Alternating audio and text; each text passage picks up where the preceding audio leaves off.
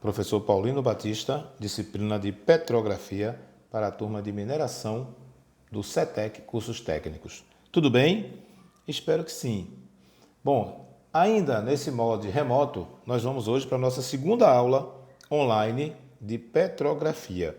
Qual é a proposta? Essas duas primeiras aulas, a de ontem e a de hoje, o professor vai fazer em formato de revisão. Tá? Para quê? Para que quando nós começarmos segunda-feira, as aulas online, vocês já estejam com a cabeça mais focada na petrografia que nós vimos em sala de aula. Pensando nisso, hoje a nossa revisão são sobre dois temas que deram muita polêmica na sala de aula.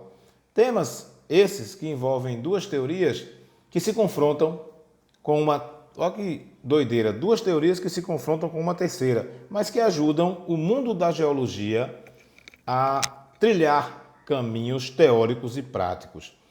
É bom lembrar que essas duas teorias mais disseminadas, elas ficam mais no campo da hipótese, porque a terceira teoria, que nós falaremos por último, ela já é mais consolidada geologicamente. Mas aí alguém pode pensar, professor, por que a gente vai falar de geologia em petrografia? No final da aula de hoje vocês vão entender.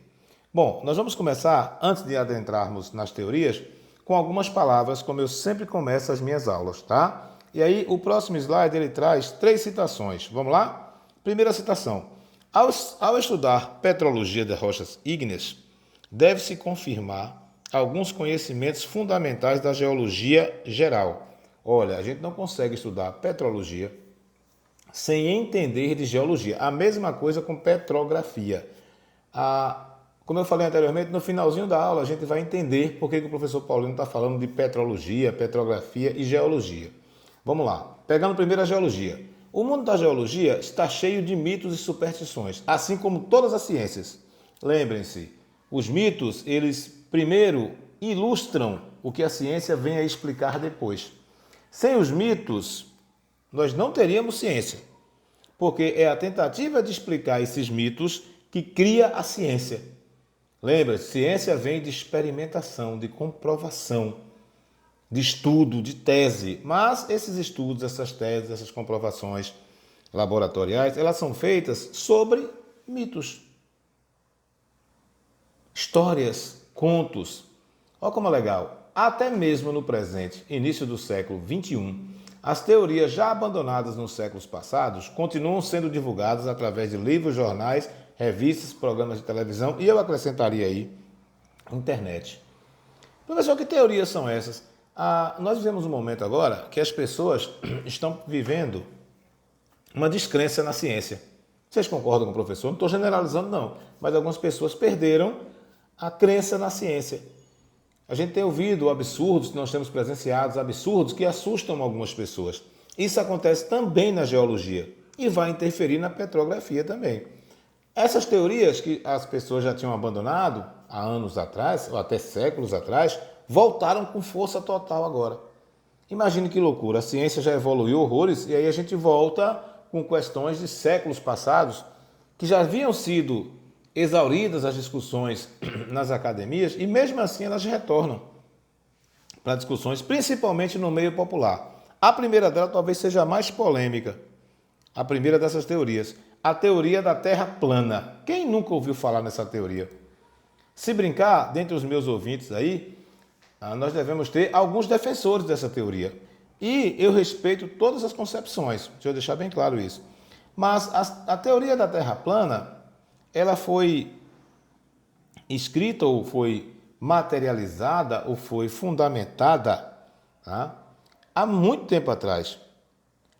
A teoria terraplanista, ela não é da agora. Ao longo de muitos séculos, as pessoas vêm discutindo essa ideia de que a Terra era plana. Você tem na cartografia, puxando um pouco para a geografia, um mapa chamado mapa TO. Esse mapa TO, ele também pregava essa ideia de terra plana, mas era um mapa preso a uma ideologia católica da Idade Média. E nesse mapa TO, a Terra era plana. As pessoas acreditavam que se você chegasse na borda desse planeta, você cairia no inferno. Essa teoria terraplanista, ela é discutida há séculos, como eu falei anteriormente, mas agora no presente ela está mais forte. Lembrem-se, em 1956, cria-se a Sociedade da Terra Plana. O que é isso, professor? Um britânico chamado Samuel Selton, ele tem uma ideia de criar uma sociedade da Terra plana. Imagine a quantidade de pessoas em 1956 e antes disso que acreditavam que a Terra era plana. E nós estamos falando de cientistas. Não são pessoas do senso comum, eram cientistas que acreditavam fielmente que a Terra era plana. Mas no que se fundamenta esse terraplanismo? Vamos a 3 pontos importantes dessa teoria terraplanista. Primeiro ponto, está na tela aí. Considera que a superfície terrestre é plana, ao invés de geóide, como a gente vê hoje nas imagens de satélite. A Terra também não estaria se movimentando, ela seria parada. O Sol e a Lua seriam menores que a Terra e mais próximo do que os cientistas pregam. E eles se moveriam em seus próprios padrões, não teriam uma ligação com o universo. Aí a gente vai ter que repensar se na teoria terraplanista o Sol fica preso à Terra e ele é menor do que a Terra, todo o sistema solar cai por terra.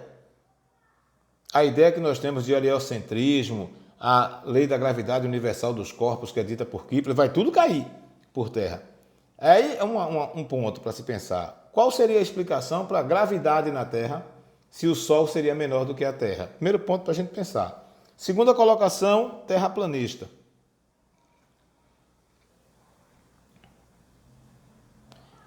A Terra seria achatada, um disco redondo de proporções indefinidas. O Polo Norte estaria no centro desse disco.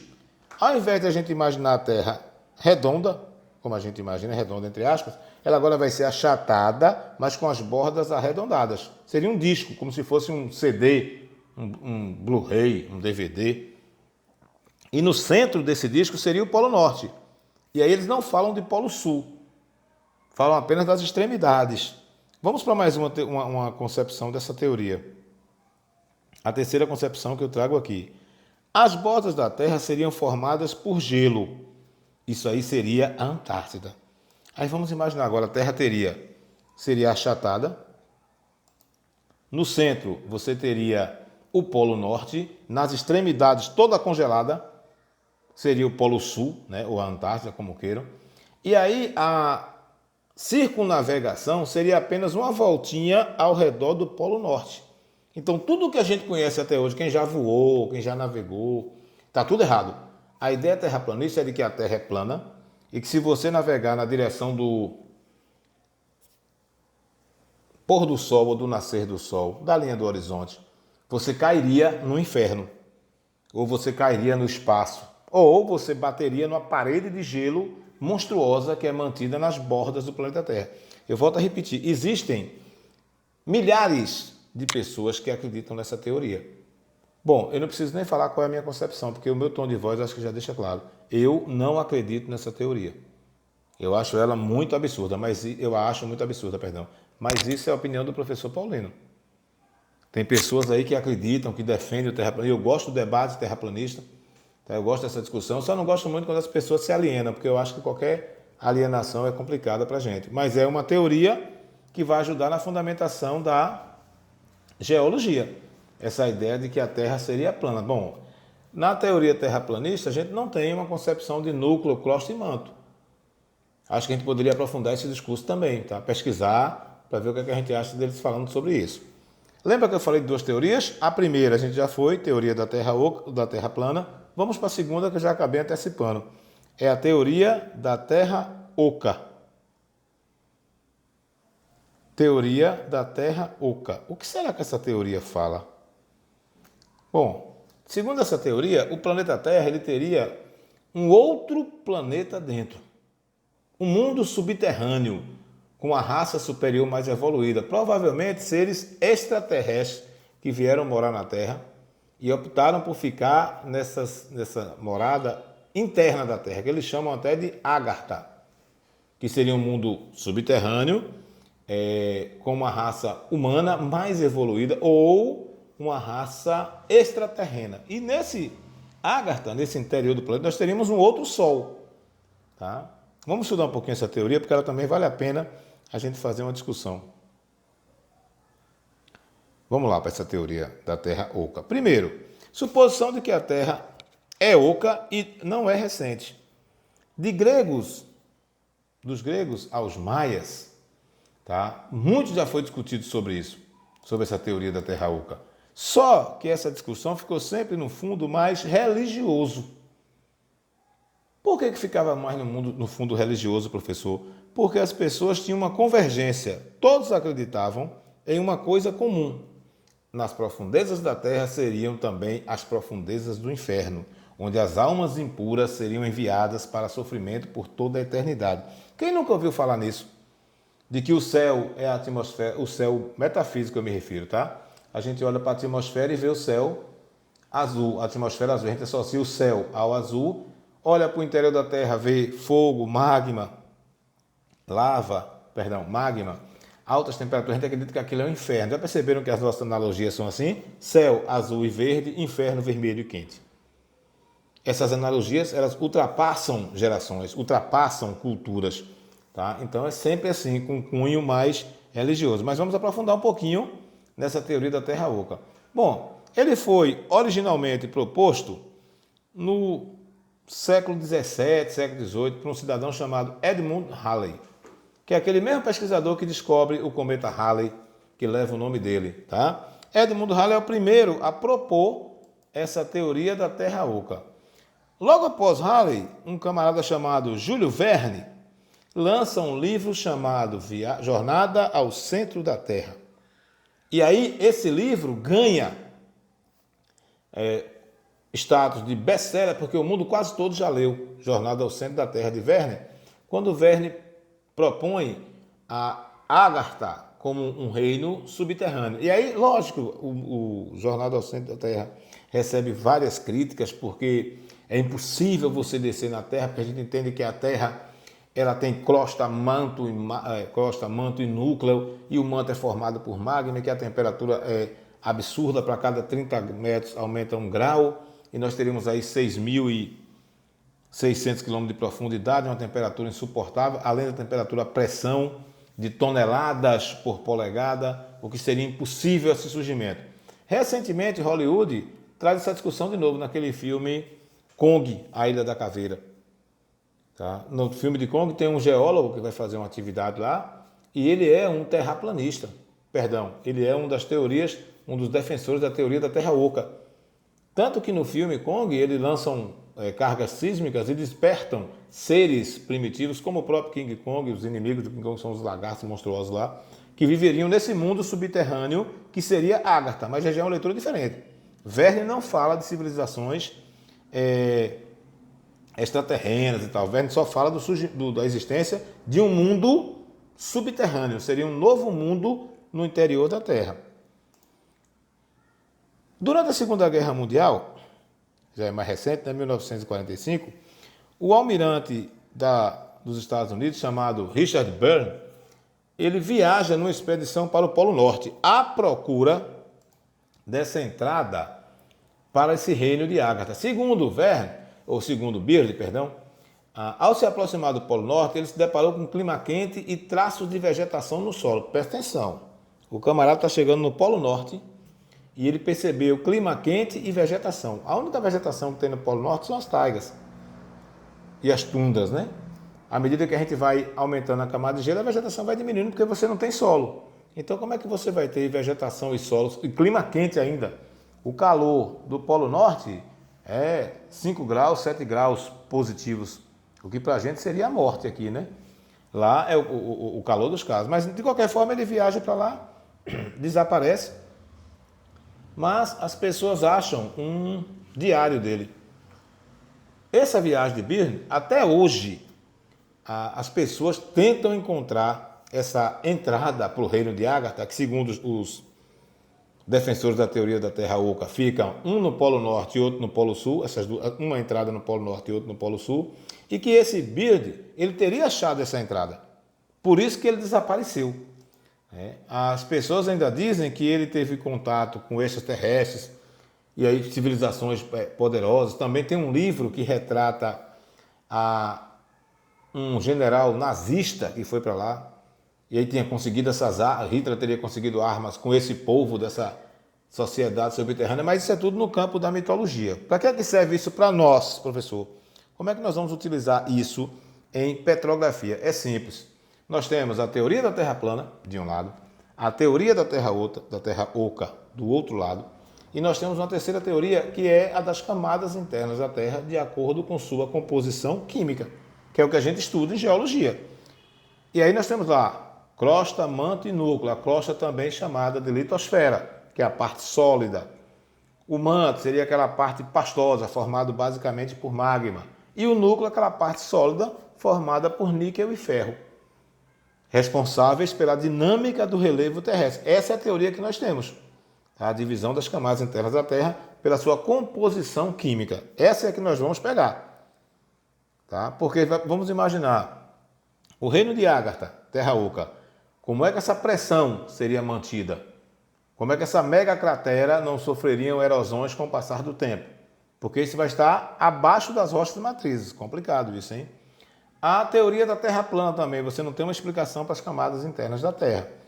Dito isso, a gente tem que pensar assim, bom, entre as três teorias, a gente fica com a qual o professor Paulo vai dizer. A gente vai ficar com as camadas internas da Terra de acordo com a sua divisão, com a sua composição química.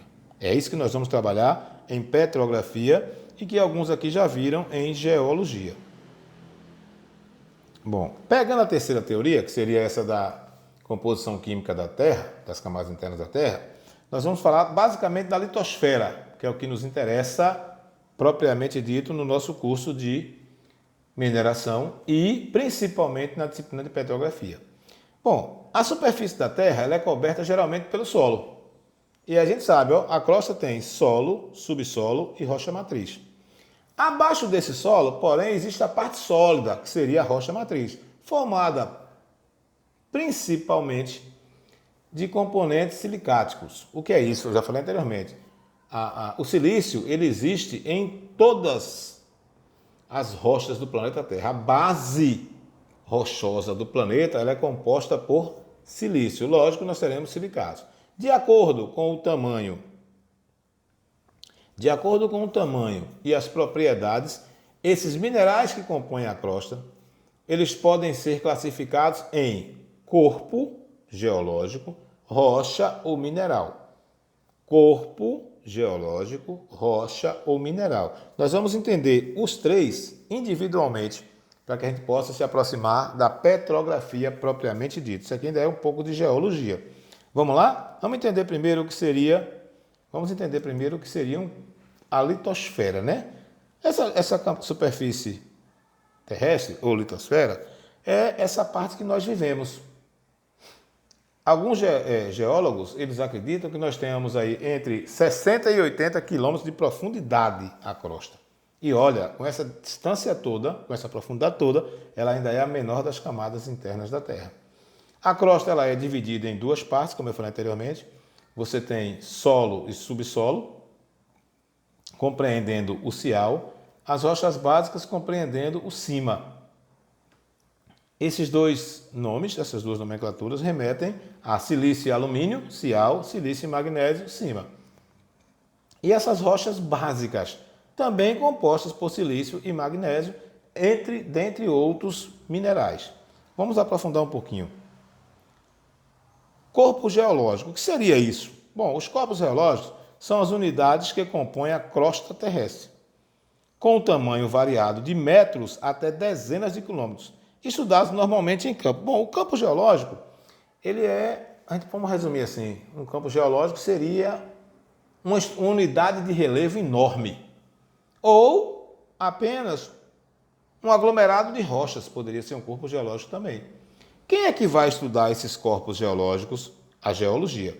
A geologia estuda os corpos geológicos.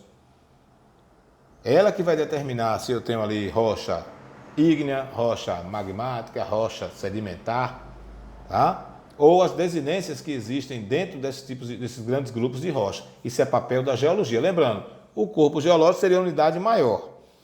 De posse do corpo geológico, aí eu vou aprofundar um pouquinho, eu já me especializo. Dentro do corpo geológico, eu já estudo as rochas. As rochas fazem parte do corpo geológico. Olha como é louco isso. São os materiais constituintes dos corpos geológicos.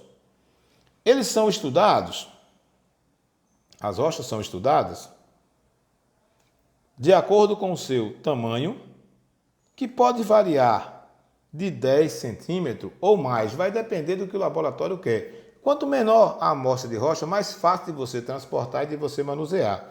Nessa imagem que o professor traz aí, nós temos uma rocha sedimentar no primeiro plano. Por que a gente sabe que é uma rocha sedimentar? Porque eu vejo aí as estratificações, que são as camadas de sedimento que foram transportadas pela água, pelo vento, durante milhares de anos, até que ela foi se formando. É simples aí, ó. Cada linhazinha dessa aí tem um período de tempo específico. E observe que ela vai mudando de cor, porque o sedimento que aí foi depositado eram diferentes. As rochas também, normalmente, são homogêneas, compostas em várias fases de silicatos, como eu falei lá atrás, e cada fase é quimicamente homogênea. Essa fase quimicamente homogênea pode ser denominada também de mineral. Então, cada rocha vai dar origem a um tipo de mineral diferente. Vamos entender agora o que é mineral? Bom, mineral é simples. Os minerais são materiais inorgânicos, mas precisam ter estrutura cristalina ordenada e composição química homogênea. Conceito de mineral: materiais inorgânicos com estrutura cristalina ordenada e com composição química homogênea. Senão, não poderiam ser considerados minerais. Eu trago aí 3 exemplos de minerais, ou 3 formas dos minerais. Eles podem vir em formatos de lâminas, como as micas, em formas de cubos, como a pirita, por exemplo, ou ainda em forma de filamentos fibrosos, como se fossem, como é que eu vou colocar? Fiapinhos de manga, de tecido, tá? Que seriam os asbestos. Esses minerais, eles são encontrados das mais diversas formas no nosso planeta. Tá? Lembrando, cada grupo rochoso, cada agente intempérico ou metamórfico vai dar origem a um mineral diferenciado. Então, a gente dificilmente encontra os mesmos minerais. Eles têm uma distribuição heterogênea pelo nosso planeta, de acordo com as eras geológicas. Que a galera já viu isso em geologia e quem não viu ainda verá no módulo 1 do curso de mineração. Para a gente fechar a nossa aula de revisão de hoje, eu trouxe alguns conceitos para a gente revisar, tá? E para ficar fixado na mente. Isso aí é para fixar. Conceitos para serem fixados. Primeiro conceito, geologia. Os estudos dos corpos geológicos é denominado geologia. O que é geologia? É a ciência que estuda os corpos geológicos, ou a ciência que estuda a Terra. Geologia é a ciência que estuda a Terra. Segundo conceito, petrologia. Repito, petrologia. São os estudos específicos das rochas. Quando você vai estudar especificadamente as rochas, a sua área de atuação é denominada petrologia. Terceiro conceito, mineralogia. Esse aí é fácil. É o estudo específico dos minerais. Lembrando que mineralogia e geologia fazem parte do curso de vocês, do curso de mineração de vocês. Então eu tenho aí, geologia, estudo dos corpos geológicos. O estudo específico das rochas é a petrologia. O estudo específico dos minerais é a mineralogia. Sim, professor, faltou a nossa, cara. Olha ela aí. Petrologia é a descrição e a classificação das rochas. O estudo a descrição e a classificação das rochas é denominado petrografia. Observe que o final é diferente. Todos os outros são logia, porque envolve estudo. No nosso caso, não. A gente vai descrever as rochas e classificá-las ao longo desse semestre. Bom, eu espero que vocês tenham gostado da nossa aula de número 2 de petrografia. Nos vemos na próxima aula, com fé em Deus. Fiquem com Deus e até o nosso próximo encontro.